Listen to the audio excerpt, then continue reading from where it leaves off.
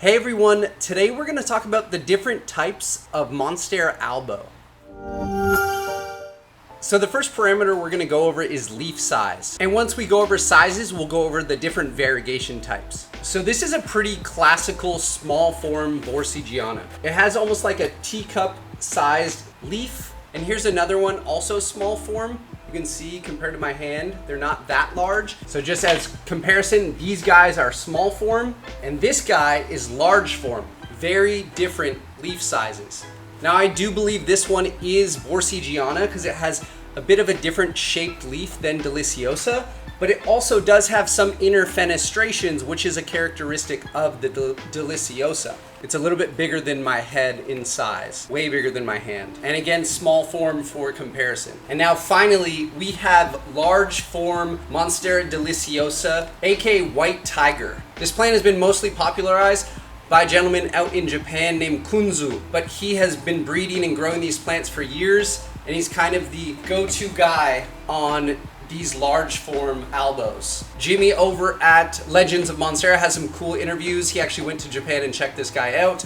Check out his video on that. But you can really see the difference between this type of albo and the other ones we were talking about. This to me is like classical deliciosa leaf type. And this is like classical white tiger Japanese Albo Monstera to me. Deliciosa also really large leaf potential, but you can see just the difference in how this plant looks versus something smaller like this, which is still pretty on its own, but these are different plants. Again, I might be getting some details wrong about this. I did as much research as I could. This is large form deliciosa white tiger. This is my favorite plant we have in the shop right now. That's why I always talk about buying genetics. When you're buying Albo Monsteras, you're buying what could be. This plant will always be an incredible specimen of a plant, and its subsequent cuttings or clones or copies of itself will just always have this size form and this variegation. Great stem genetics. I'm completely in love with this plant. I want to keep it for my house. Okay, now we've done leaf type. We're gonna go over variegation type. We're gonna start with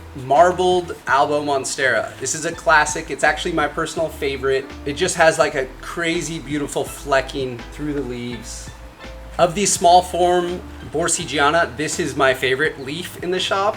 I've never seen something like this before. And again, this plant will always have that potential to grow leaves out like that, and then even has some sectoral marbling on it.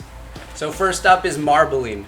Next up is probably the most popular. This plant just sold, but this is Sectoral Variegation. This is what I consider kind of dead lines between color sections, complete half moon leaf. I see why people love this plant. It's not exactly my favorite, but it tends to fetch the highest dollar online. And these plants tend to have that hard lining through the stem that we've talked about in other videos. So this is half mooning or sectoral variegation. Very, very popular, and I can see why. And here's kind of a hybridized version of the two, half mooning, but also with the marbling. This leaf got cut off because the white ended up browning off, but you can see the dead line down the middle, and you get kind of the best of both worlds, marbling with the kind of, I guess, sectoral or half mooning. A really beautiful specimen. These ones will tend to have more candy caning and kind of blending of colors through the stem. And finally, we have kind of what I consider the white tiger genetics of Albo coloring, which, whatever you want to call this, it's a lot of white across the leaves and then little patches of mint, and it can have the marbling and other big patches of green and big complete white leaves. And then on this back leaf, they got trimmed back. This was also a half moon. So again, back to my favorite plant in the shop, the Deliciosa Albo Monstera in white tiger form. And finally, we have the cheapest of the bunch, which is the Sport Monstera. Again, a great place to get started in your Albo investment. If you don't want to spend that much money, you can get a Sport Albo Monstera. Sometimes you can sort through these at your garden center or Home Depot. Sometimes they'll bring in a lightly variegated Monstera that kind of slipped through the grower's hands. And you'll see these at big box stores, maybe not with this much variegation, but I've seen some good finds on Reddit and things like that. But this is Sport Monstera Albo, borsigiana. I'd say maybe this is large form on its way as it matures. A little bit more node spacing as we talked about, but still a gorgeous plant, but looks more like a traditional Monstera.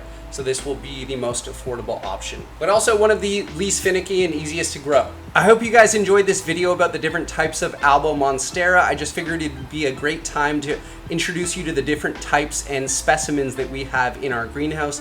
There likely are additional varieties out there that I'm not aware of, but these are the ones we have in our house and that I see most popularly through the internet. Thanks so much for watching. We hope you guys enjoyed the video. If you did like the video or learned something new, please click the like button down below. It's free to you and it helps us out a lot. And if you want to come back every Saturday for more videos on houseplants, click subscribe and we'll see you next Saturday. Thanks so much for watching. Have a good day.